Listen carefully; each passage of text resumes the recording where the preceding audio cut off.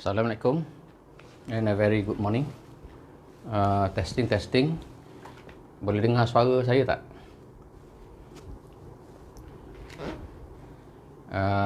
Boleh dengar suara saya? Please response sama ada suara saya jelas ke tidak. Can you listen to me?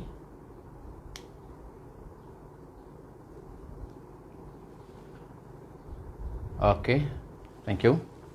So hari ni our lecture kita akan habiskan topik soalan-soalan past semester semalam tu, ya, soalan-soalan past semester.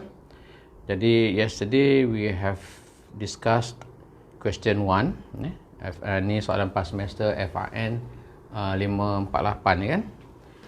Jadi hari ni kita akan discuss soalan seterusnya lah, soalan 2 sampai soalan 7 tu. Walau bagaimanapun some of the questions tu dia overlap kan, dia bertindan. Macam contohnya soalan 7 dengan soalan 1 tu ada sama So soalan 7 tu kita tak perlu discuss lagi lah. We don't have to discuss the question anymore because yesterday we have discussed the difference between individual investors and institutional investors, pelabur-pelabur institusi dan juga pelabur-pelabur individu ataupun pelabur-pelabur runcit. Kalau pelabur runcit in English is retail investors. Okay, now we move to. Dan lepas daripada ni, tengoklah pukul berapa kita habis lecture kita ni, pukul berapa kita habis discuss semua soalan ni. Kalau you tengok, if you have the syllabus with you, lepas maknanya kalau kita dah habis semua ni, kita dah habis topik 1 lah of your syllabus, 1.1, 1.2, 1.3 and 1.4 tu, ya. Lepas daripada ni, saya ingat saya nak pergi terus kepada topik 9. Kenapa pergi kepada topik 9? Topik 9 iaitu mutual fund and warrant. If you have the syllabus with you, nanti you tengok lepas daripada habis topik on Bursa Malaysia and Securities Commission ni, saya pergi kepada topik 9 iaitu mutual fund and warrant. Okay, lepas tu baru kita reverse balik kepada topik nombor 2. Ya, jadi kenapa saya buat macam tu? Kerana topik mutual fund and warrant ni sebenarnya dia inilah quite easy lah, senang bagi saya senang. Sebab kalau topik 2 ni dia complicated lagi. Jadi saya pergi kepada yang senang dulu, ya, pada yang senang dulu, dan lepas daripada tu baru kita pergi kepada yang lebih complicated. Sebab nak biasakan you all semua dengan pembelajaran online ni. Pembelajaran online ni dia ada quite a number of limitations lah, a number of limitations. Seperti saya tak nampak your reaction, saya tak nampak you punya reaksi. Sebab kalau saya mengajar dalam kelas, saya akan tengok wajah pelajar-pelajar saya tu, dan kita kenal pelajar-pelajar yang pay attention to our lecture, yang dia pay attention tapi dia tak faham. Sebab the way dia tengok kat saya tu, kita boleh agak lah. Adapun pelajar-pelajar yang yalah macam-macam jadi bila mengajar secara online, I cannot see your reaction, your facial expression, saya tak nampak. Jadi saya tak tahulah sama ada you can follow my lecture or not.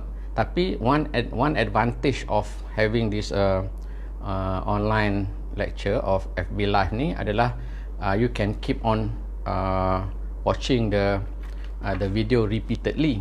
Kalau dalam kelas tu, kalau kita tak rakam, and then you have to rely on your notes sahaja dan on your memory lah. Tapi kalau on video ni, one major advantage of having this FB Live adalah you can watch the video berulang-ulang kali, dan if you do not understand some of the things, you can ask me lah, kan, tak ada masalah. Okay, before we continue with question 2, another thing adalah kalau you perhati hari tu saya dah hantar kepada you assessment kan. assessment for this subject. Actually saya tak pasti sebab saya baru dapat pula satu lagi from Wan Yusrul. Wan Yusrul adalah PP untuk finance kan, Encik Wan Yusrul. So ada satu yang saya pun tak tengok detail lagi tentang proses assessment untuk FIN 552. Saya tengok sekali imbas lah, tapi maknanya kat situ dia ada 2 test sahaja, 2 test, dan kemudiannya ada report on Bursa Marketplace yang kita akan start by next week saya akan create a game in Bursa Marketplace, di Bursa Marketplace, dan kemudiannya kita akan you akan play the game throughout the semester. Saya akan bagi, sekarang kita habis semester bulan 2 ni sekarang bulan 11, kita mungkin we can start the game proper around in early November. Jadi bulan 11, 12, bulan 1, 3 bulan you boleh main game, dan kemudiannya you have to make a report lah, kan. Tapi kalau macam kita tak tahu what will happen after December, after 31st December. Jadi kalau kita tak tahu apa yang akan berlaku, sebab kalau lepas 31 yang risiko yang kita terpaksa hadapi sekarang ni adalah kalau lepas daripada 31 kelas back to normal, masuk balik ke kelas dan sebagainya, and then final exam jadi macam final exam semester biasa. You have to pergi kat dewan for the final exam, jawab soalan semua tu, yang itu is a bit challenging lah, kan. Jadi kita tak tahu. Hopefully kita berharap adalah proses ini berlaku, ODL ni berlaku sampai habis semester lah. Kalau nak start balik semester semester normal classes, normal classroom tu semester akan datang lah pula. Sebab harap-harapnya begitulah kan, tapi we do not know because there are a lot of uncertainties going on. Okay, saya akan create game. Jadi nak main Bursa Marketplace, we have about 3 months of playing Bursa Marketplace. Kalau ikut assessment yang diberi oleh Cik Wan Yusrul, Bursa Marketplace tu dia ada markah individual dan ada markah groups. Jadi saya rasa it's quite redundant lah, sampai 2 kali nak nilai, dan after all you cannot form a group during this ODL ni, masing-masing duduk rumah jauh-jauh kan. Jadi apa yang saya nak buat adalah saya akan minta, macam semester lepas saya akan minta pelajar-pelajar create a video presentation on report mereka. Jadi you will be evaluated based on your video presentation on the Bursa Marketplace game. Jadi game tu saya kena create dulu. Bila saya kena create game itu, hopefully by next week dah boleh kot buat, dan saya akan invite you, dan saya akan bagi tahulah, ajar macam mana cara nak how to play the game, how to play the game. Nanti saya akan tunjuk pada you step by step, kena tunjuk dekat sini lah, dekat komputer lah, macam mana nak play game. Senang aja. Cumanya macam saya kata, nantilah later on bila kita create game, bila you masuk dalam tu untuk main game, dan saya akan cerita apa biasanya yang berlaku bila kita main game tu, itu akan cerita kemudian lah. Sekarang ni is a bit too early kan, you pun tak tahu lagi apa macam mana game tu dan sebagainya. Later on kita akan beritahu. Okey, kita pergi kepada soalan nombor 2. Soalan nombor 2, private limited company, PLC, private limited company, PLC, ataupun this is private limited company. Kalau di Malaysia ni private limited company ni is sendirian berhad lah. In Malaysia private limited company is sendirian berhad. Jadi a private limited company ataupun syarikat sendirian berhad underwent primary issue offer of shares to become a public limited company. Okey, jadi daripada sendirian berhad, as I mentioned in my previous lecture, to get the company listed, jadi to get the company listed ataupun untuk membolehkan syarikat melakukan IPO, initial public offer, or to get the companies listed, saya katakan IPO, the listing of the company, ataupun pengapungan disebut, flotation of the stocks, adalah benda yang sama lah. Kadang-kadang dipanggil pengapungan syarikat or the flotation of the company. Sometimes they call it listing, sometimes they call it IPO. Jadi untuk membolehkan syarikat itu menyenaraikan saham-saham di pasaran, dia kena jadi syarikat berhad. Jadi dia akan jadi limited company ataupun syarikat berhad. Jadi semua saham-saham yang tersenarai di Bursa Malaysia, all the stocks listed in Bursa Malaysia are syarikat berhad. Jadi syarikat sendirian berhad tak ada tersenarai. Okey. So dia kata underwent a primary issue or offer of shares. Yang ni kita panggil IPO tu lah, ya. To become a public limited company in Bursa Malaysia.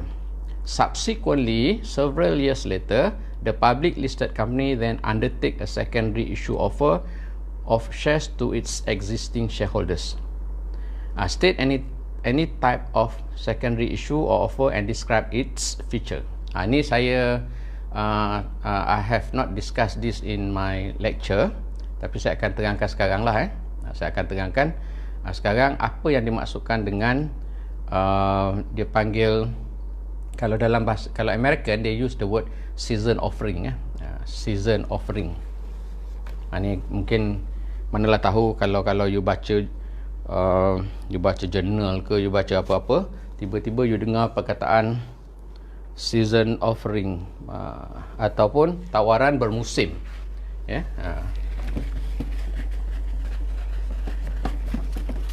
Dia macam ni,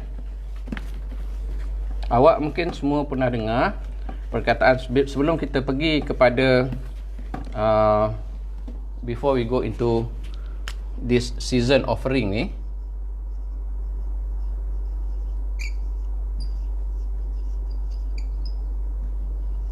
Season offering ataupun if you were to translate it literally, ini bermaksud season offering adalah tawaran bermusim lah. Kita panggil kalau dalam bahasa Melayu tawaran bermusim. Saya tak tahulah istilah yang digunakan for season offering yang the official istilah, tapi if you were to translate it secara literal, secara word by word, tawaran bermusim. Okay, saya nak cerita macam ni, pernah dengar kan perkataan authorized capital? These two words you have to understand dulu. Yang pertama adalah authorized capital.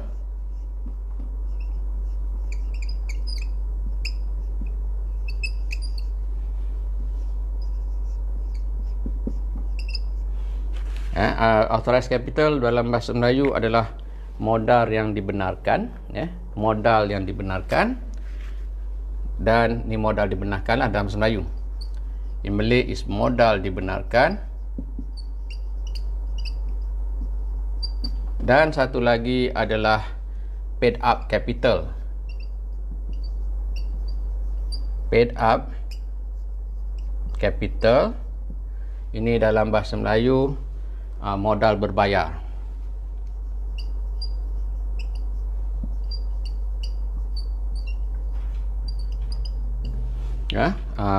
Authorized capital adalah modal yang dibenarkan.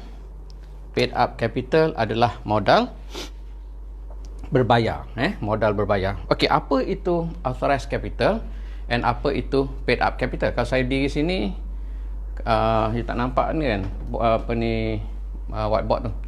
Kalau saya keluar, you tak nampak muka saya, tapi tak apalah. Kena tengok ni. You tengok tu. Dan kalau you tengok authorized capital adalah modal yang dibenarkan, maksudnya begini tau.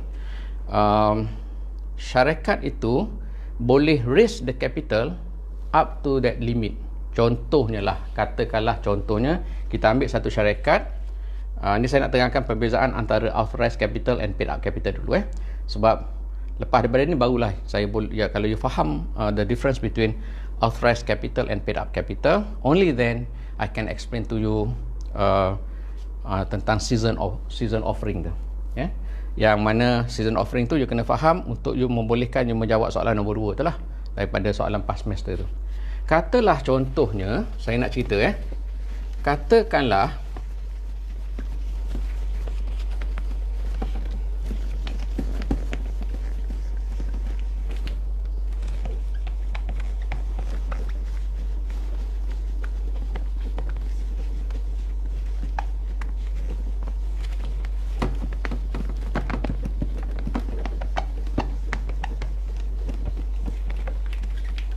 Kita ambil satu contoh lah syarikat yang kita create, kita contoh lah, just contoh. For example, katakanlah syarikat itu kita namakan dia syarikat ABC Company. Katakanlah syarikat tu kita namakan dia syarikat ABC ataupun syarikat ABC Company, dan dia katakanlah dia memiliki authorized capital of 500 million. Authorized capital of 500 million. Contohnya lah, authorized capital for that company is 500 million. What does it mean? It means that syarikat ini boleh mendapatkan modal paling tinggi melalui stock market, melalui pasaran saham, maksimum of 500 juta ringgit. 500 juta ringgit. Okey, itu maksud authorized capital. Maknanya the company has the power or the authority to raise capital up to 500 million ringgit. Kalau contoh ni lah, authorized capital of 500 million. Okey, katakanlah syarikat tu dia punya bisnes belum cukup besar lagi kan. The business has not expanded enough, big enough, so dia tak perlu pun modal sebanyak tu. Dia tak perlu modal sebanyak 500 juta. So mungkin you tanya, apa salahnya cik, apa salahnya prof, kalau sekiranya dia tak perlukan modal sebanyak 500 juta tapi dia naikkan modal dia sebanyak 500 juta. Apa salahnya? You kata kalau kita ada modal lebih, walaupun kita tak perlu, tak apa. Okey, saya nak cerita pada you begini. Modal ni, tak kisahlah modal you dapat daripada bank loan ke, pinjaman bank ke, atau modal yang you dapat melalui pengeluaran bond, by issuing bonds or by issuing common stocks, dia ada cost dia. Dia ada cost modal, cost of capital. Belajar finance mungkin familiar dengan istilah the cost of capital masa you ambil paper corporate finance kan. Okey, dia ada cost dia. Jadi apa perlunya kita mengimpun modal yang kita tak perlukan, dan kita kena bayar kos modal itu. Yang kita perlu bayar kepada kos modal itu. Saya ingat dulu satu, I was giving a ceramah. I was invited by MAIK, Majlis Agama Islam Kelantan, dan saya beri ceramah tentang personal finance lah, personal finance. Ini ceritalah nanti saya pencen, kalau katalah sekarang pun boleh, tapi sekarang saya malas lah sebenarnya sebab saya ada kerja hakiki kan. Nanti kalau saya dah pension, saya dah ada banyak, I have a plenty of free time. You pun katalah kampung you ada persatuan belia ke apa, so you nak ambil nak invite saya, you nak invite saya sebagai penceramah undangan lah, nak cerita pasal apa hal-hal personal finance, cara nak simpan duit gitu gini, you can invite me. Kan, bagilah token sikit, bagi duit sikit, RM50 ke RM20 ke, duit minyak saya kan. Jangan pula orang kampung you bagi macam setengah-setengah tempat, bukan negara Malaysia lah, tempat lain dia bagi kita ayam, kambing. Payah pula lah saya nak bawa balik kambing. Rumah saya rumah taman, letak mana pula kambing tu kan. Jadi boleh buat macam tu. Okey, cerita tadi balik kepada ceramah saya, ceramah dalam yang MAIK tu kan, dan ceramah MAIK tu. Jadi somebody raise his hand, somebody raise his hand. Dia dalam memberi ceramah ni sebenarnya pernah dengar kan cerita yang pasal cabaran memberi ceramah ataupun menyampaikan ceramah ni. Bagi ceramah tak ada masalah sebab you boleh prepare, you have the script kan, dan sebagainya, you boleh PowerPoint, apa-apa semua you boleh sediakan. The most challenging part is question and answer part, sesi soal jawab. Sebab kadang-kadang orang menyoal kita kerana nak tahu. That is okay lah kan, kita boleh jawab lah setakat mana kita boleh jawab. Tapi ada juga sesetengah orang dalam audience, katalah you bagi kepada 100 orang, 200 orang, you tak tahu kan niat orang dalam niat dalam hati orang tu, dia nak tahu ke, nak belajar ke, atau dia nak uji kita. Dia tak kenal kita kan. So yang paling, the most challenging part adalah apabila orang bertanya kita Bukan kerana dia nak tahu, tapi dia nak uji kita. Yang itu you have to have knowledge lah, kan? You have to have the knowledge and you have to have the confidence. Pernah dengar tak satu cerita pasal profesor yang diundang untuk memberi ceramah di UiTM Machang. UiTM Machang. Cerita UiTM Machang lah cerita ni. Jadi driver UiTM ni ataupun somebody lah driver ambil dia kat airport. Ambil dia kat airport. Lepas tu turun aja daripada flight daripada KL ke airport, profesor ni sakit kepala. Sakit kepala. Dia kata, macam mana saya nak bagi ceramah ni kan? Sebab saya sakit kepala, nyut-nyut ni. Jadi saya rasa macam mana nak bagi ceramah. Tapi sedangkan komitmen dah ada dah, committed dah.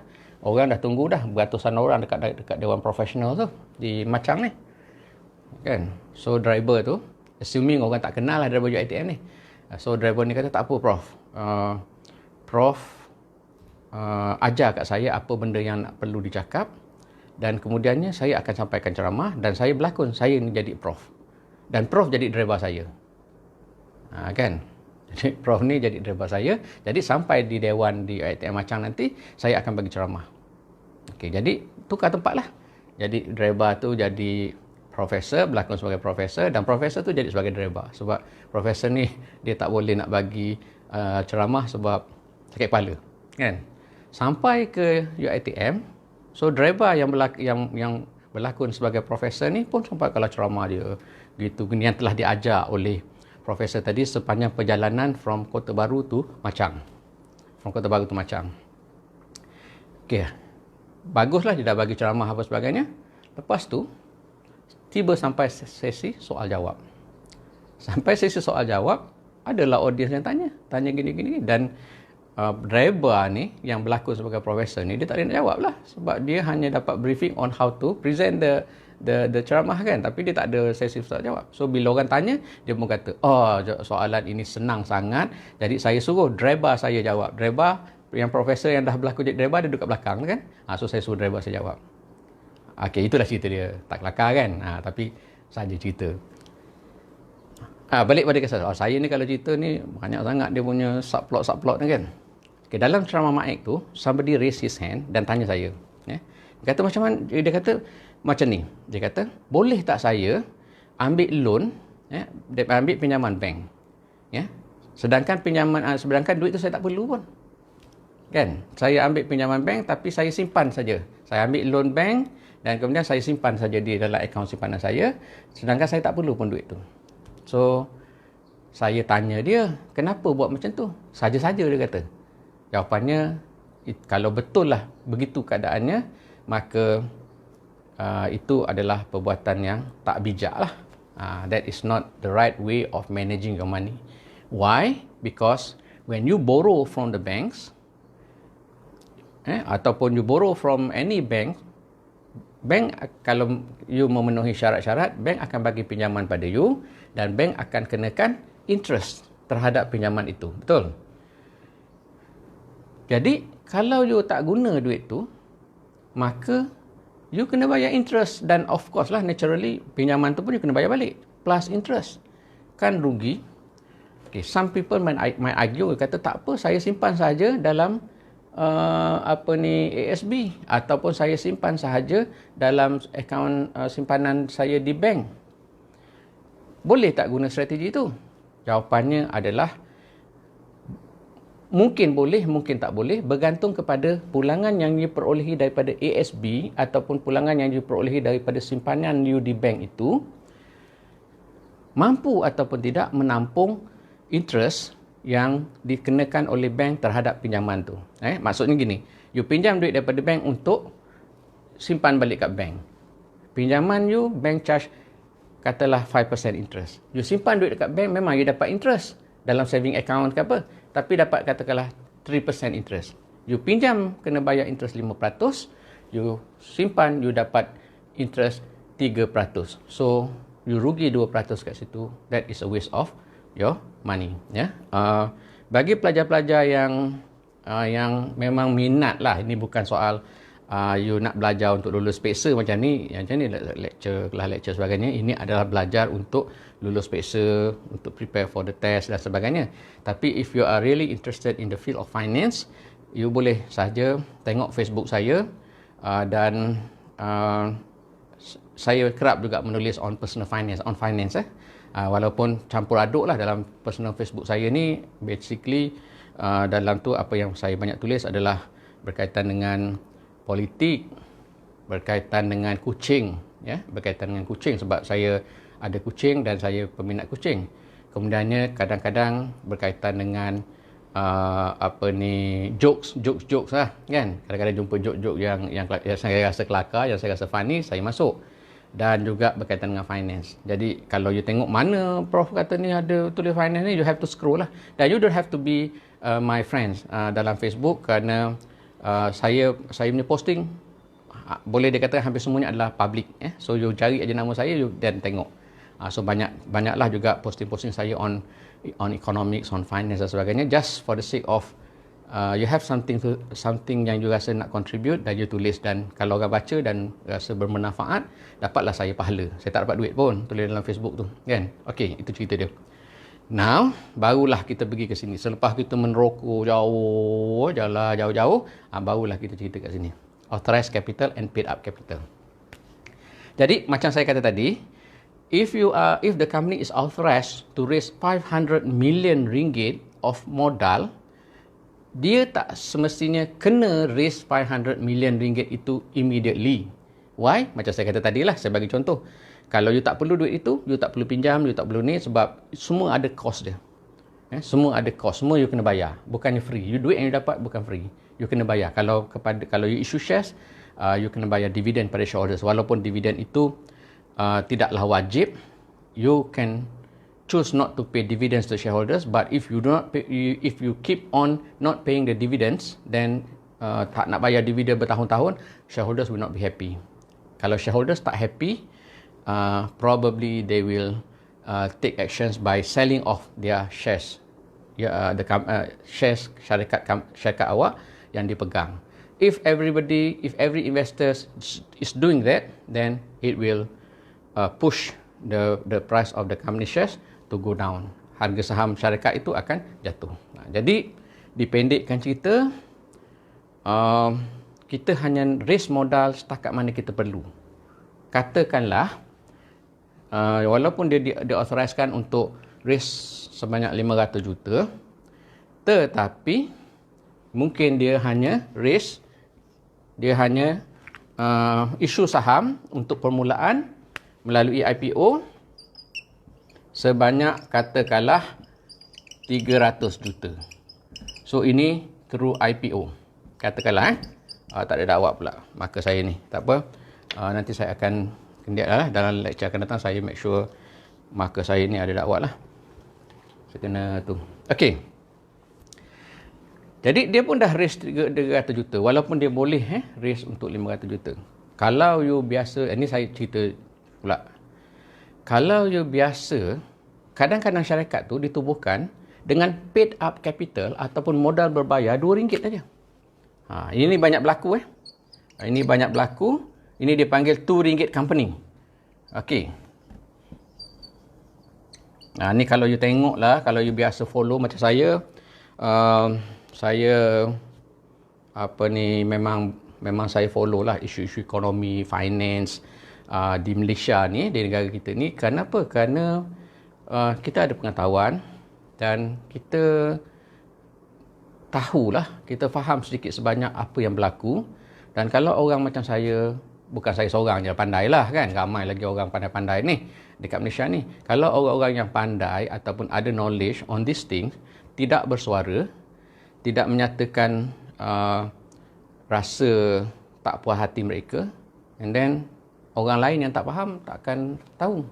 Zaman sekarang, zaman di mana semua orang ada hak untuk bersuara, kan? Sebab tu macam kalau contohnya students kan, student tak puas hati dengan pensyarah ke, ataupun tak puas hati dengan keadaan persekitaran pembelajaran ke dan sebagainya. Zaman sekarang, you have a direct access to VC. Vice Chancellor terus. Tak ada dah main rektor, penolong rektor, KPP, PP pun tak ada. You have through Facebook dan sebagainya, you boleh ada access direct terus kepada Vice Chancellor. Itu zaman sekarang tu. Maknanya macam saya, walaupun saya orang rakyat biasa, saya tak ada pegang apa-apa jawatan menteri ke, timbalan menteri ke, wakil rakyat ke, apa, ahli parlimen ke, dan saya tak ada pegang jawatan sebagai CEO of the company dan sebagainya. Tetapi kalau saya tahu sesuatu benda yang tu tak betul, saya boleh tulis dalam Facebook dan saya boleh mempengaruhi orang lain. Ya, mempengaruhi orang lain. Dengan syarat apa yang saya tulis itu ada kebenaran lah. Kalau tak ada kebenaran, orang bawa polis report, orang tangkap saya, terus saya duduk dalam lockup. Kan? Kenapa saya cakap benda ni? Sebabnya saya nak cerita pada you, salah satu taktik yang biasa digunakan, kalau you tengok di Malaysia ni, bukan nak kata apalah, salah satu taktik di Malaysia ni adalah, kalau mungkin pernah dengar perkataan kronisma kan, di mana projek-projek yang besar-besar yang berbilion-bilion ini dianugerahkan kepada syarikat-syarikat yang tak ada modal pun. Orang tubuhkan company dengan modal berbayar RM2 saja. So RM2 je bayar, and then you tubuhlah company, you bubuh nama apa-apa, dan kemudiannya syarikat-syarikat yang dengan modal berbayar RM2 ini diberi projek yang bernilai ratusan juta. Dia tahu kalau projek tu besar, lagi besar margin keuntungan dia dapat, lagi besarlah dia untung kan. So this thing happen all the time. Jadi dengan zaman sekarang di mana semua perkara-perkara yang begini didedahkan pada rakyat, dan rakyat yang faham boleh analisa benda ni, dan rakyat yang faham akan menyuarakan ketidakpuasan hati mereka kepada pihak atasan. Jadi benda-benda gini sekarang ni macam tu. Jadi saya nak ceritanya, paid up capital ni dia boleh sahaja sampai serendah RM2 pun boleh. Paling rendah RM2 lah. You buat company dengan paid up capital RM2, walaupun you mempunyai authorized capital of 500 juta. Apa dia, adik? Okey. Ini bawa keluar ni kucing ni, Wik. Bawa keluar kucing.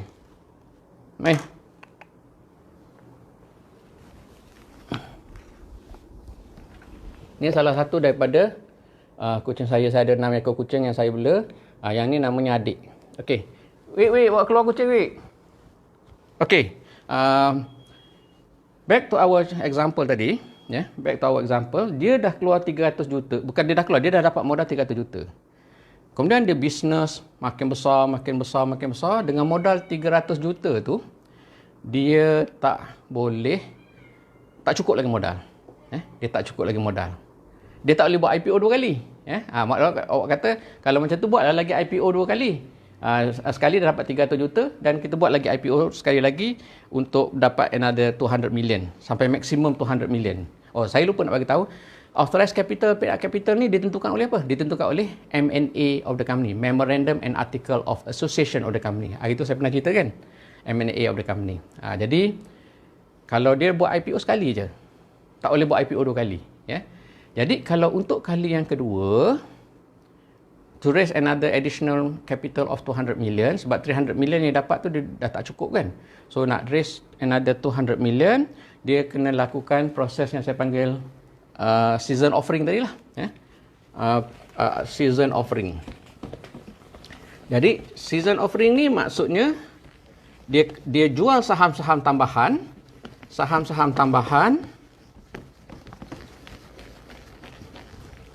untuk menambahkan lagi modal yang diperlukan.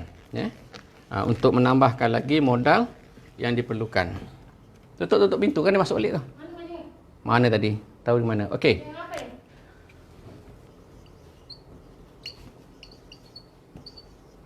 Ada dua. The question asks you to list. Dia lagi dah sana dah. Pergi dah. Okey. Dia soalan tanya, dia kata state any one type of secondary issue. Dia nak satu saja, tetapi I give you two lah. Saya bagi you dua. Yang pertama adalah right issue.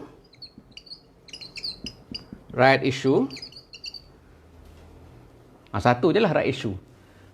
Kalau bonus issue, dia tak raise capital. Right issue. Tawaran hak. Jadi tawaran hak, dia nak satu, dan saya bagi satu je lah. Ada lagi cara lain yang saya tak ingat. Right issue. Kalau stock split pun tak keluar. Okey, right issue lah yang paling mudah. Right issue ni maknanya saya rasa pelajar-pelajar yang finance yang dah buat diploma dulu ataupun you ambil paper finance sebelum ni kan, pun you dah belajar tentang right issue kot. Dan you dah belajar, dah cara calculate rakyat semua, walaupun sebenarnya you tak faham sangat pun apa benda yang you kira kan. Jadi you kira dengan baik, dah dapat jawapan apa semua, tetapi not many of you understand what is the right issue ni kan. Okey, jadi right issue ni adalah penjualan saham-saham tambahan kepada pemegang-pemegang saham yang sedia ada. Okey, the selling of additional shares to the existing shareholders.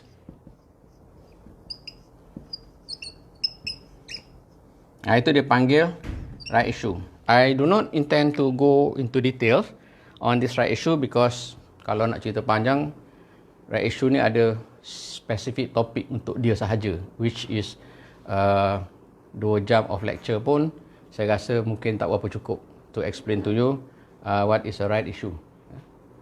What is right issue? Okay, so saya hanya cerita pada you setakat tu sajalah, iaitu tentang bagaimana cara syarikat nak raise additional capital by issuing additional stocks dan dijual kepada pemegang-pemegang saham yang sedia ada. Itu dia panggil right issue, or in bahasa Melayu is tawaran hak. Tawaran hak. Saya ingat cukup memadai kat situ, sebab kalau nak cerita right issue ni, panjang. 2 jam tak habis. Tapi habis saya nak cerita hal lain lagi, macam mana hal profesor, sakit kepala, apa semua-semua tu tak sempat lah kalau saya cerita pasal right issue. Okay, do you have any question? Saya tengok soalan, kalau ada soalan.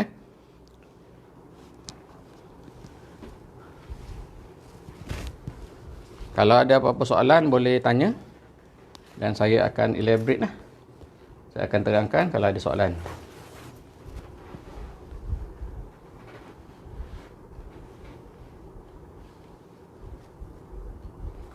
Ni semua ni lepas solat subuh dia zikir panjang wirid panjang sebab tu semua tidur lagi ni. Yang tengok live ni 7 orang aja daripada kelas ni, kelas Islamic Banking kan. Islamic Banking dah 21 orang kalau tak salah saya dalam 21. So 7 ni maknanya 7 mewakili 21 orang. Okeylah tu. Asalkan ada orang tengok. Kalau DJ radio tu dia cakap seorang tu kan, lagilah tak tahu orang dengar ke tidak kan. Okey. Tak ada Okey, kalau tak ada, sekarang ni saya habiskan right issue setakat tu saja. Awak kata takkan setakat tu saja right issue? Macam saya kata tadi, kalau nak cerita right issue dengan panjang, dia akan jadi panjang lebar penerangan. Okey. So sekarang ini kita pergi kepada soalan nombor 3. Soalan nombor 3 adalah dia tanya saya yang dalam soalan yang describe its feature, and itu dah termasuk sekali dengan penerangan tadi kan. Kalau kira nak cerita pasal right issue ni panjang lah ceritanya, tapi saya sepatutnya ciri-ciri dia pun panjang ceritanya. Jadi saya tadi tu saya cerita tu sikit sangat, tak cerita pun ciri-cirinya kan, tak cerita pun ciri-cirinya. Habis awak kata kalau soalan tu keluar macam mana? Saya nak ceritanya adalah kalaulah ODL ini berterusan, kalau ODL ini berterusan sampailah habis semester, I cannot guarantee about the conduct of final exam. Final exam saya tak tahu macam mana mereka nak buat lagi. Sebab final exam ni standardized lah, macam kita ambil periksa macam biasa semester biasa lah. Ada tarikh, ada masa, dan soalan adalah sama throughout Malaysia. So yang itu saya tak tahu macam mana mereka nak conduct final exam kalau masih lagi ODL macam ni. Tapi kalaulah untuk penilaian berterusan,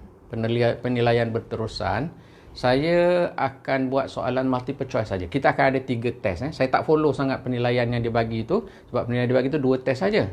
Saya akan buat 3 test. Cumanya satu tu untuk bursa marketplace tu saya buang satu lah, group punya assessment saya buang. Saya akan ganti dengan test, dan kemudiannya individual assessment saja ada untuk bursa marketplace. Sebab macam saya kata tadilah, you tak boleh nak buat group pun, you duduk jauh-jauh kan, you are living separately. many of you are miles apart, berjauh-jauh, berbatu-batu jauhnya kan. Saya nak buat group macam mana? Okey, lepas itu saya buat MCQ lah, maknanya multiple choice question sahaja untuk test ya. Saya menggunakan Google Form. I have tried memang I have tried fill in the blank pun susah juga, sebab fill in the blank ni Google Form dia tak kenal tau. Kalau macam you salah sikit spelling spelling you salah sikit pun dia anggap sebagai salah kalau sekiranya tak sama exactly dengan answer scheme yang saya bagi. Jadi kadang-kadang pelajar ni dia salah eja kan, dah salah. Jadi saya kena check pula manually, leceh lah, banyak proses dia. So yang paling senang adalah multiple choice questions multiple choice atau and true false, betul salah kan. Dulu saya buat test macam tu je.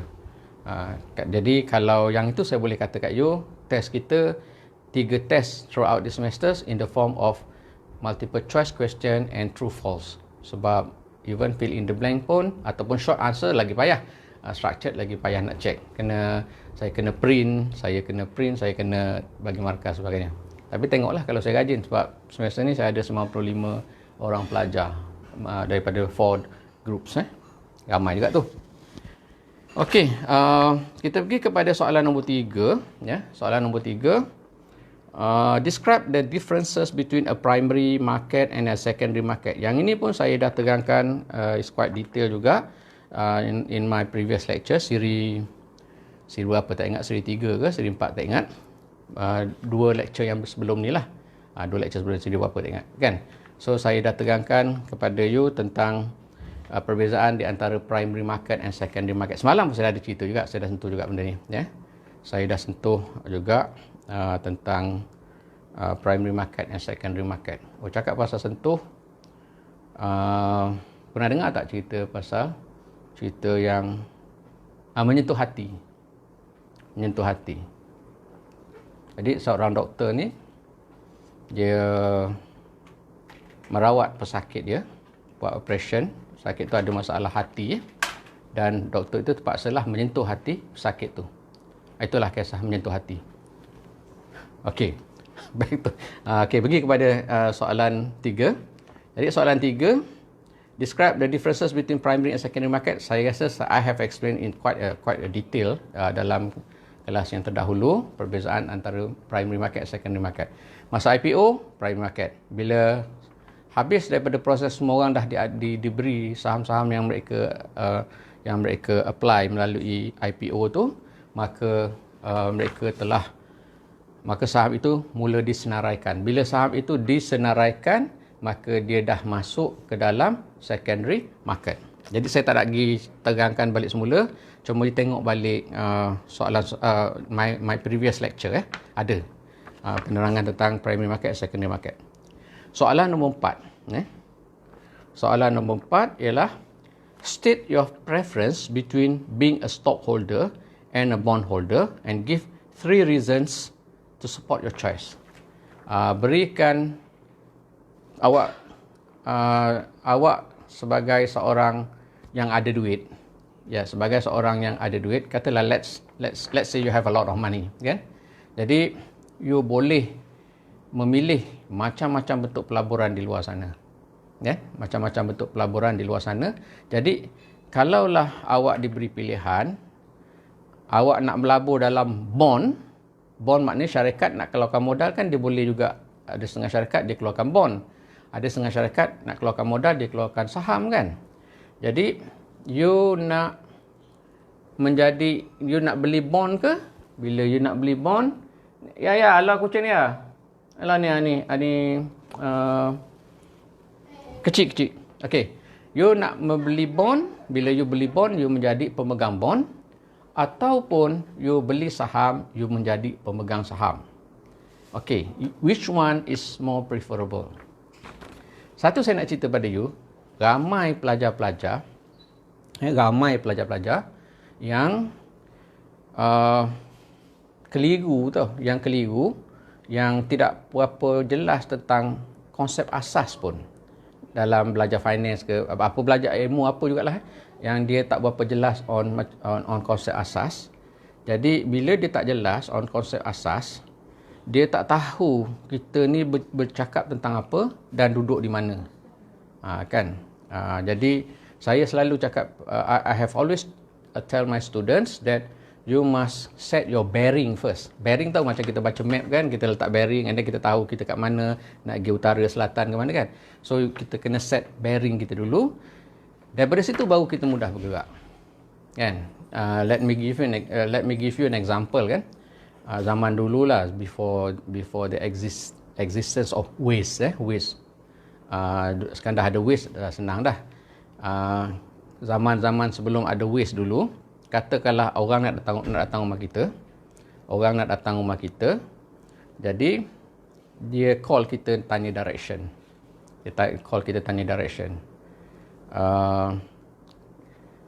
Kita sebelum kita boleh bagi direction pada dia, kita kena tahu dia duduk di mana, kan? Dia kata saya depan masjid ni. Katalah contohnya nak pergi rumah saya duduk di Pasir Tumbuh. Saya depan masjid ni. Masjid ni. Jadi nak pergi kat mana? Jauh lagi tak rumah cik? Saya kena tanya dia dulu. Awak duduk di masjid. Masjid ni duduk di sebelah kiri awak ke duduk di sebelah kanan awak? Oh, dia kata masjid ni duduk di sebelah kiri saya. Then kita boleh imagine macam mana kedudukan dia dan barulah kita guide dia ke arah yang betul. So kita tahu dah masjid di sebelah kiri, so dia nak pergi rumah kita gini. Kalaulah kita tak tanya dia, masjid ni betul saya depan masjid, tapi sebenarnya masjid di sebelah kanan dia. Bila kita bagi direction, kita assume aja masjid di sebelah kiri, kita bagi dah di opposite dah. Dia tak akan jumpa. Kata lepas masjid awak jumpa pokok ni, jumpa ni, dia tak akan jumpa. Samalah juga dengan pelajar. Bila you belajar finance, when you study finance, you ambil satu kod, contoh corporate finance for example, you dah nampak dari sudut syarikat. When we talk about corporate finance, you dah nampak dari sudut syarikat.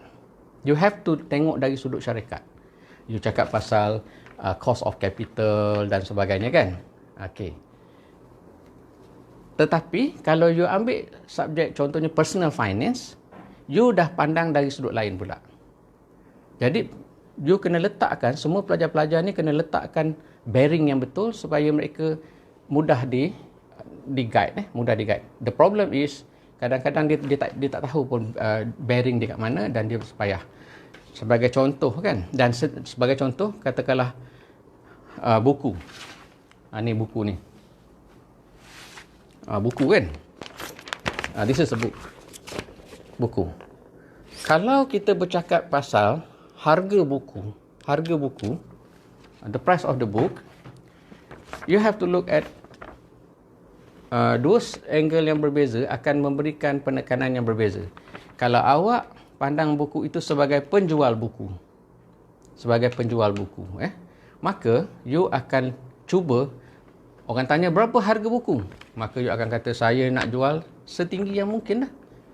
Saya nak jual buku ini semahal yang mungkin, sebab the higher the price of the book, the more profit you get from the sales of the book kan. Lagi tinggi harga buku itu, maka lagi banyak keuntungannya you perolehi daripada buku itu. Sebab you pandang dari sudut penjual.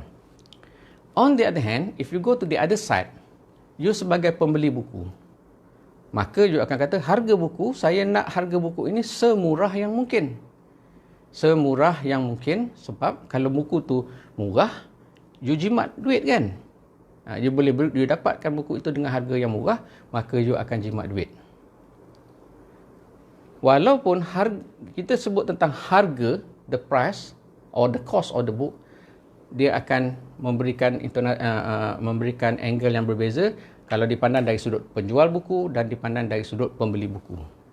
Apa yang berlaku, saya dah ngajar finance ni dah 30 tahun lebih. Apa yang berlaku adalah many of the students kan, dia tak tahu pun bila dia belajar tu, dia tak tahu kedudukan dia tu sebagai penjual buku ke sebagai pembeli buku. Ini kerap kali berlaku. Jadi bila berlaku macam tu, dia akan memberikan jawapan yang salah lah. Kalau saya tanya macam ni, awak nak harga buku ni mahal ke murah? Dah, dia tak tahu. Saya ni penjual ke pembeli je? Kalau kita kata, awak ni penjual, saya nak harga mahal lah. Barulah dia tahu, oh saya ni penjual. Kalau saya kata, nak harga buku ni mahal ke murah? Kalau sebagai pembeli, awak nak harga murah. So basically macam tu. So you must letak angle yang betul, bearing yang betul, supaya you mudah di-guide oleh pensyarah awak. Kadang-kadang pensyarah dia masuk aja topik tu, dia guide aja, dia tak tahu pun you tak faham kedudukan you tu di mana. So that is very very important. Sebab once you tak faham, apa yang you belajar semua tu kan doesn't make any sense to you, tahu. You tak faham pun, tapi you hafal lah. You hafal, dan of course lah, naturally most of you will get through the education system, you pass your exam, you get the scroll, your diploma, your degree, tetapi macam tu lah, kan? You pun tak faham apa-apa. Okay, saya cerita banyak benda saya punya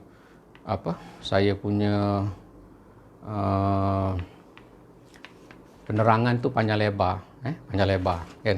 Saya tak pergi terus pada topik ni. Tapi tak apa, we have plenty of time, sebab instead of ngajar 4 jam seminggu, saya boleh ngajar 16 jam seminggu kalau saya rajin, ya. On the same topic. So you kena tengok lah lama, kan? Pelajar kena tengok banyak lah. Okay. So, back to this, kenapa saya cerita panjang pasal buku, pasal bearing nak pergi rumah, apa guide nak pergi rumah? Sebab nak jawab soalan ni. State your preference between being a stockholder and a bondholder. Awak ada duit, awak nak beli bond ke, awak nak beli saham? So, masa you buat diploma atau masa you ambil paper-paper sebelum ni, you dah belajar kan ciri-ciri pemegang saham, ciri-ciri pemegang bond, the characteristics of bondholders, the characteristics of shareholders dan sebagainya. Kalau you memilih untuk menjadi pemegang bond, maka you beli bond dan you dapat bond. Bila dapat bond, you akan dapat the par value, you akan dapat kupon ataupun interest setiap tahun selama hayat bond itu. Kalau bond itu jangka hayat dia 5 years, you will get the coupon for 5 years.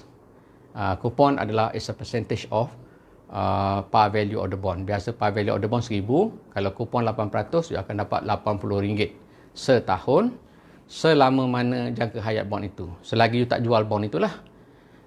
Kalau katalah jangka hayat bond itu 5 tahun, maka you akan dapat kupon RM80 setahun selama 5 tahun. Dan lepas 5 tahun, you akan dapat balik the par value of the bond, which is 1,000, kan? So that is the advantage of being a bondholder. You akan dapat fixed income, dan kemudiannya you juga akan dapat balik modal bond tu. Jadi itu advantage dia. Tetapi disadvantage of bond adalah you tak boleh kontrol syarikat tu lah. Kalau syarikat ABC issue bonds kepada you, you will become the creditor, pemutang kepada syarikat. You are not the owner of the company. Tak boleh kata macam contoh Tan Sri Syed Mokhtar Al-Bukhari menguasai DRB Highcom contohnya, kan. Dia bukan yang bondholder of the company. He is the shareholder of the company. Okay.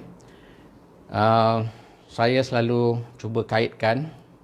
Saya ada peluang yang banyak untuk cerita benda ni sebab macam saya kata tadi lah. Sebab saya ada plenty of time. Cuma you sama ada nak dengar atau tidak apa saya cerita, kan. Kalau kita simpan dalam duit kita dalam tabung haji, kan. Awak kata generally speaking lah, ni cerita sikit sebab ni ada pelajar Islamic banking juga sini, ada pelajar finance. Generally speaking, semua ulama di dunia kita ni, ulama-ulama yang muktabar, kata interest is haram. Itu betul. There's no doubt about it. Tak ada orang yang nafikan pegangan ini, walaupun nama dia Hanafi sekalipun. Okay. Jadi bond, you tahu dia membayar interest. Interest adalah riba. How can you be a bondholder when you reject riba, interest? Jadi sekarang ni pemikir-pemikir dalam bidang Islamic banking atau Islamic finance, dia gantikan bond itu dengan sukuk. Sukuk adalah bond Islamic, the so-called Islamic bond. Tapi cuma saya nak cerita pada you, Islamic banking products ni is relatively a new development lah. Mungkin dalam tempoh 50 tahun gitulah, berbanding dengan conventional product yang dah beratus-ratus tahun dah wujud kan. Jadi banyak lagi proses-proses try and error tu. Banyak lagi hiccup, orang panggil. Hiccup tu hiccup sedu kan. Itu panggil hiccup. Banyak lagi tak smooth tak smooth. Dan benda itu semua kita kena support lah all this Islamic, asalkan dia betul-betul Islamic. Ada banyak isu yang saya juga ada komen lah dalam saya punya Facebook posting tentang, contohnya orang kata, macam mana kita kata bila kita ambil loan based on Islamic financing, we end up paying more as compared to kita ambil loan based on conventional financing. Jadi yang itu, macam mana Islam mengharamkan riba kerana riba itu menindas. Kita introduce satu produk Islamic yang free from riba. Tetapi akhirnya kita kena bayar lagi mahal.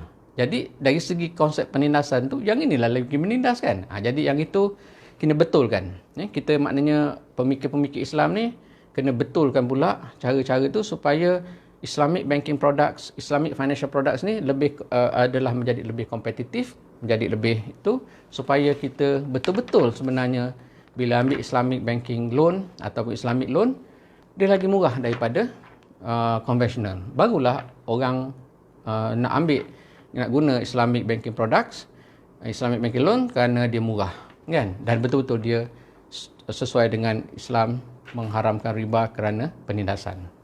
Jadi isu ni panjang dan probably belum sampai level awak lah untuk fikir. Pada peringkat umur 20 tahun, peringkat umur 20 tahun ni, you are much more concerned about benda-benda nak makan, bayar yuran, UiTM kan, nak survive, how to survive. Kalau those yang parents tak berapa ada ni kan, tak boleh support financially, jadi dia ada banyak benda lain yang mungkin di samping tu awak juga awak punya minat lain lah. You minat K-pop kan, dan sebagainya. Macam saya, ada juga orang yang saya minat, tetapi saya dah tak minat lah K-pop ni. Saya minat Wak Jeng. Siapa tu Wak Jeng? Wak Jeng ni basker. Hari tu 2-3 hari lepas saya baru jumpa dia dekat Pasir Mas. Saya masuk dalam Facebook saya jumpa Wak Jeng. Kalau awak kata siapa Wak Jeng ni, awak pergi dekat YouTube, awak type aja Wak Jeng, WAKJENG, keluarlah dia punya tu. Dia basker main gitar basker, tapi dia appeal kepada generasi macam saya ni kerana dia nyanyi lagu-lagu lama, lagu tahun 60-an, 70-an kan. Dan he is a very good guitar player. Tengok dalam Facebook saya ada 2-3 hari lepas saya post. Saya jumpa dia kat Pasir Mas. Sebab isteri dia orang Tok Ubay. Orang Tok Ubay Pasir Mas. Jadi isteri dia nak bersalin, dia hantar isteri dia, dan saya pun kontak dia. Kita pergi makan-makan itu. Wak Jeng. Okay. Back to discussion. Orang kata bila lah ini merepek macam-macam cerita kan. Okay. Ni saya janji dah, saya tak cerita lain. Kalau you jadi shareholders pula, the advantage of being a shareholders, tadi bondholder you dapat fixed income kan. Saya nak cerita sikit, tak ingat dia satu saya nak cerita. Kalau you tengok tabung haji kan, kalau you tengok laporan tabung haji, kita kata saya tak nak lah ASB ni haram lah, gitulah, gini lah gini. So saya simpan tabung haji. Tabung haji ni dia halal. And then dia bayar zakat. Kalau you tahu betul-betul, if you really understand it, you baca tabung haji punya report, a major portion of dia punya portfolio, sebahagian besar daripada pelaburan dia adalah dalam fixed income juga. Fixed income tak boleh lari dah, mestilah bond. Cuma dia invest dalam sukuk ke apa, tak tahu. Ataupun satu lagi, fixed income adalah bond juga. Jadi awak kata awak lari daripada mulut buaya masuk mulut naga, daripada mulut harimau masuk mulut buaya juga sebenarnya. Kalau you really understand lah. You tengok tabung haji punya report. Sebahagian besar daripada pelaburan dia adalah dalam fixed income. Fixed income tak boleh lari adalah bond.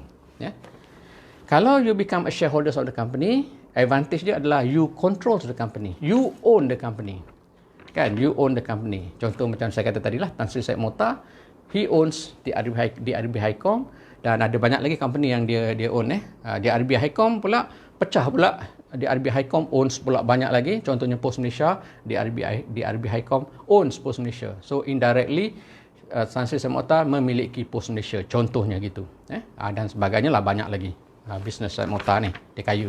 Sebab tu dia menjadi orang, salah seorang yang terkaya di Malaysia. Kan? Okay, you become a shareholders, you can control the company. Bila you boleh control syarikat, bila you boleh menguasai syarikat, katalah you become the major shareholder, awak pemegang saham terbesar sebuah syarikat. Katalah you menguasai 20% ataupun 15% ataupun 30% saham syarikat yang berkenaan. Maka you boleh lantik seorang, sama ada you sendiri, kalau orang yang macam Tan Sri Saimat, dia terlalu busy lah kan, dia ada banyak syarikat, bukan satu syarikat je. So dia akan hantar seorang wakil duduk dalam ahli lembaga pengarah, or BOD, Board of Director. Ahli lembaga pengarah ni dia tidak run the day to day running of the company, dia tak involve.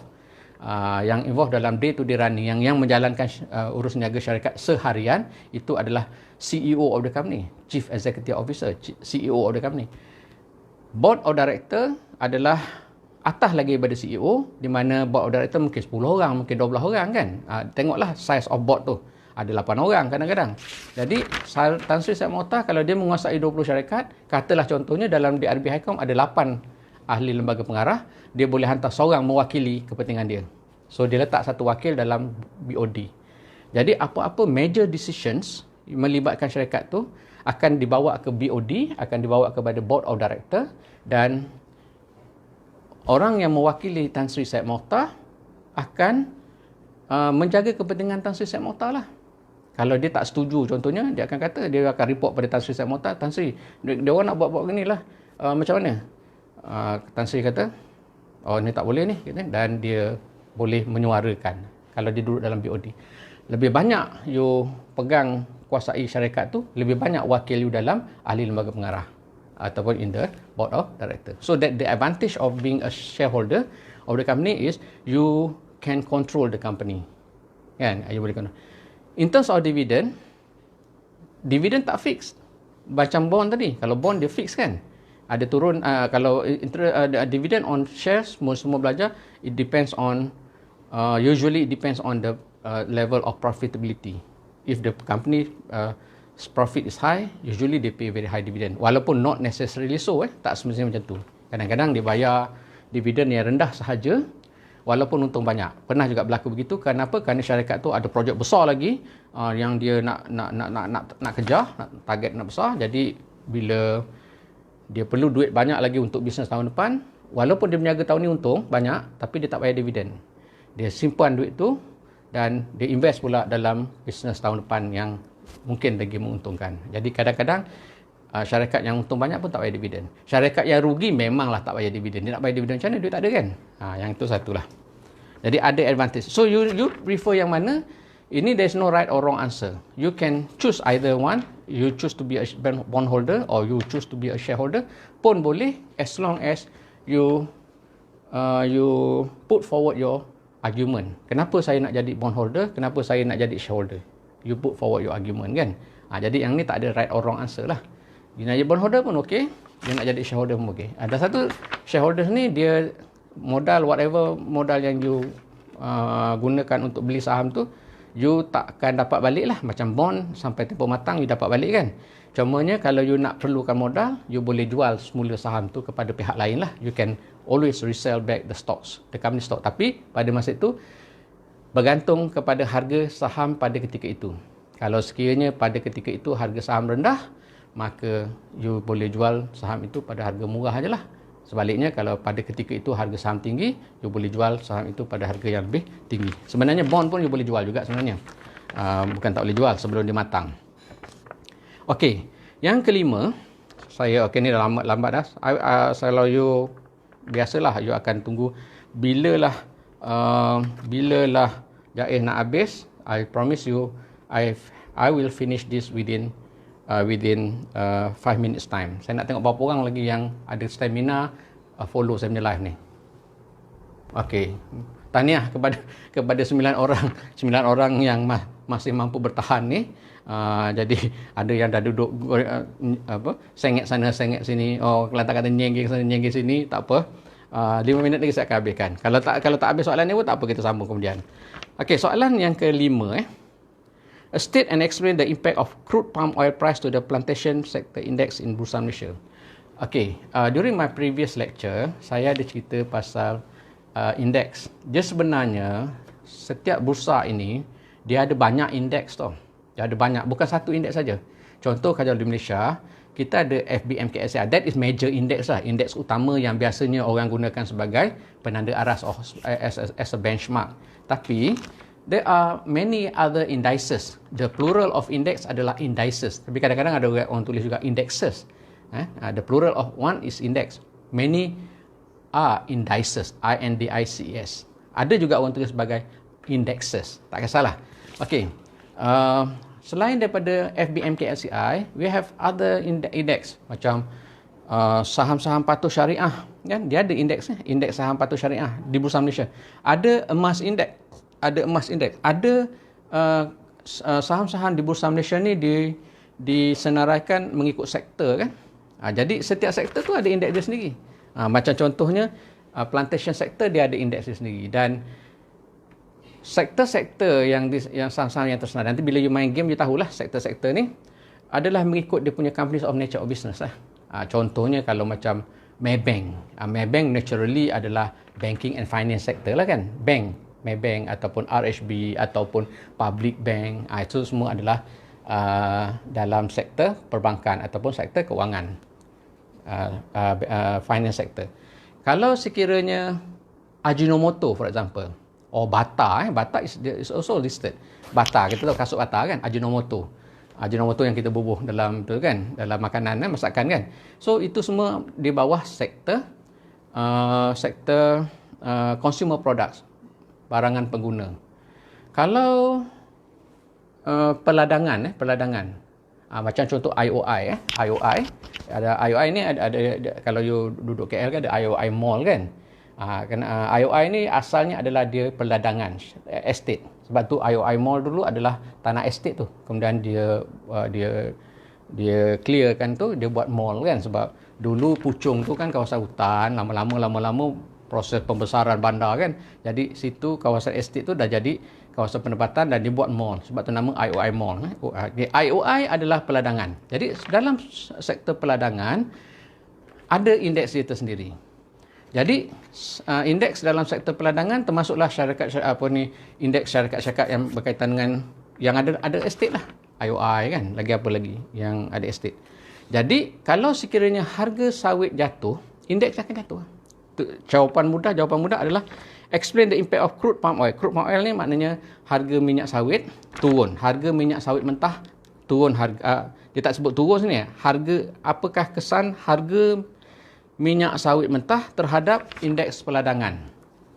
Logiknya, kalau harga minyak sawit mentah crude palm oil naik, indeks peladangan akan naik. Sebab IOI ada ladang sawit. Bila ladang sawit ini mengeluarkan kelapa sawit, minyak sawit kan. Jadi bila harga kelapa sawit naik, maka untung IOI akan naik juga kan. Jadi indeks dia akan naik. Sebab dia akan push the price of IOI stock.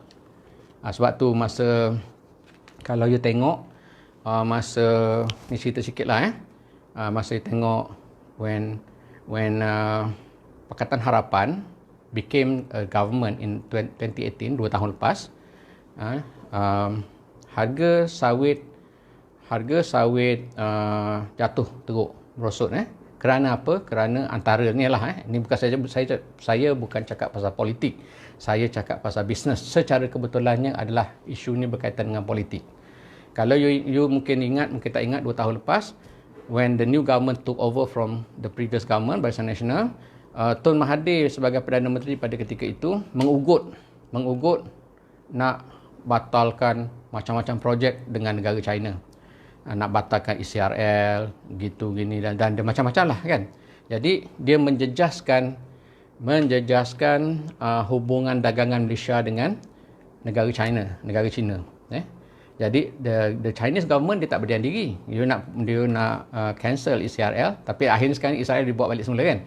Nak cancel ECRL, okey boleh, dia retaliate, dia membalas dendam dengan cara tak beli sawit kita. Sebelum ni dia beli berapa juta tan sawit kita, dan lepas daripada dia gaduh, Tun Mahathir buat kenyataan yang macam-macam lah terhadap negara China ni, menyebabkan pemerintah di China tak puas hati. Mereka batalkan pembelian sawit daripada negara kita dan mereka beli sawit-sawit Indonesia. What happened was, harga sawit jatuh teruk. Yang tu yang you kata Teresa Kok menteri suruh buat kempen minum sawit sudu sari dan sebagainya supaya dia nak create demand. Kalau semua orang minum sawit, saya rasa kalau saya orang tak pernah lagi minum sawit pagi-pagi sudu kan. Mau ceret-beret ni kan. Tak tahulah kalau dia minum sawit tu. Kenapa dia buat kempen-kempen tu? Because dia nak create demand. Sebab China no longer bought our sawit dan dia nak create demand, domestic demand, permintaan dalam negara, suruh orang minum sawit, 2 sudu sehari. Jadi harga sawit merudum. Kalau saya ada kebun sawit di Johor. Saya orang Johor by the way, tapi saya dah migrate ke Kelantan ni dah 33 tahun dah. So I consider myself Kelantan is my home state dah lah sekarang ni. Saya dah jadi rakyat angkat Kelantan dah kan. Okey. Saya ada kebun sikit di Johor, 2 ekar lebih sawit, dan memang ada sawit jatuh. Tapi kemudian bila kerajaan baru ni ambil alih balik dan memulihkan hubungan dengan China, harga sawit naik balik kan. Mungkin China dah tak merajuk dah dan beli balik sawit kita, agaknya lah kan. Okey, so ada kesan-kesan ni terhadap kita punya saham bukan kata tak ada. Saya dah lepas dari janji saya ni. Jadi ada 2 lagi soalan, satu je lah, satu alang-alang kita habiskan lah sebab nombor 7 kita dah buat dah discuss sebelum ni. Soalan nombor 6, companies may have different reasons for being listed in Bursa Malaysia. State any 3 possible reasons. Sebenarnya the main reason satu saja sebenarnya, iaitu to raise capital. Itu saja. Kalau dia kata nak 3 tu, awak elaborate daripada situ jugalah. Maknanya yang sebenarnya the main purpose of the company listing their shares adalah to raise capital. The rest adalah elaboration of point itu saja. You mungkin akan tanya, kalau nak raise capital, kenapa tidak issue bonds? Kalau issue bonds ada perkara-perkara yang berkaitan. Issue bond adalah lebih berisiko. Kenapa? Ingat, bond you terikat dengan perjanjian untuk bayar kupon setiap tahun. Regardless of whether the company is making profit or not, you have to pay interest kepada pemegang bond. Tak boleh tidak. Kalau you issue stocks, orang beli saham or shares or stocks, dia tak boleh paksa kita bayar dividen. Kalau company kita is not doing well, kita tak nak bayar dividen pun tak apa. Itu satu. That is the main reason kenapa kita issue shares. Kan? Tapi the main purpose adalah untuk tambahkan modal lah syarikat. Selain daripada itu juga, sebenarnya kebaikan syarikat yang mengeluarkan saham-saham ini adalah dari segi, dia gunakan istilah adalah corporate governance ataupun urus tadbir korporat. Urus tadbir korporat maknanya perjalanan syarikat yang tersenarai adalah lebih dipantau berbanding dengan syarikat-syarikat yang tak tersenarai. Sebab ingat saya kata tadi, kalau syarikat-syarikat tersenarai ni, pemantaunya adalah Securities Commission, Suruhanjaya Security. Suruhanjaya Security akan tengok kalau harga saham syarikat tu naik mendadak, tiba-tiba naik mendadak pun, Suruhanjaya Security akan tanya syarikat tu, what happened to your company? Tiba-tiba harga saham dia akan naik mendadak. So the company has to explain. Kan? Sebab apa dia buat macam tu? Nanti saya akan cerita kemudian lah, sebab ni masa dah suntuk, saya pun dah melebihi masa. Recently, baru-baru ni, dalam seminggu lepas, kan ada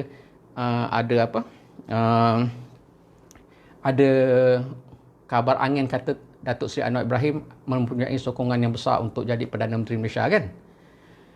Dan saham-saham yang dikaitkan Datuk Seri Anwar Ibrahim naik mendadak di Bursa Malaysia. Awak kata Datuk Seri Anwar Ibrahim menguasai saham-saham syarikat di Bursa Malaysia kah? Dia tidak menguasai secara official lah, secara rasminya kita tak tahulah kalau yang tak rasmi. Dia tidak ada menguasai saham mana-mana saham syarikat di Bursa Malaysia. Tetapi orang tahu bahawa ada sesetengah syarikat di Bursa Malaysia itu, pemilik dia adalah penyokong tegar kepada Datuk Seri Anwar Ibrahim. Tegar, aku yang dulu bukanlah yang sekarang. Dulu ku susah, sekarang alhamdulillah. Itu tegar lain. Kan? Dia adalah penyokong tegar. Investors punya pemikiran begini.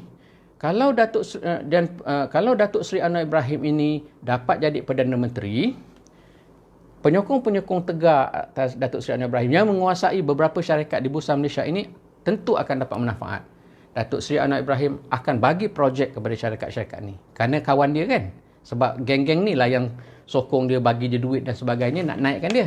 So bila dia naik, dia akan bagi balik projek-projek kepada syarikat-syarikat yang dimiliki oleh penyokong dia ni.